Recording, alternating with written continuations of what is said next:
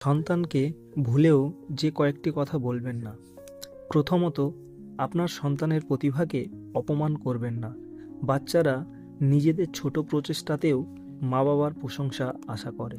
এমন না হলে তারা মনে গভীর আঘাত লাগে, তারা এইগুলো ভুলতে পারে না।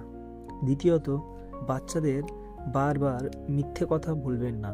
এতে মা বাবার প্রতি তারা বিশ্বাস হারাতে থাকে, এর ফলে তার পুরো জীবন প্রভাবিত হয়। তৃতীয়ত, সন্তানকে কখনো হেয় করবেন না।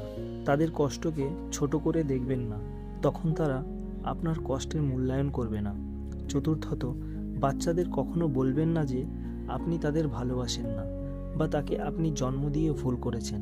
এর ফলে তারা আপনাদেরকে দূরের ভাবা শুরু করবে। পঞ্চমত, বাচ্চা যদি কোনো কাজ করতে গিয়ে সফল না হয়, তাকে ছোট করবেন না, তাহলে সে আত্মবিশ্বাস হারাবে।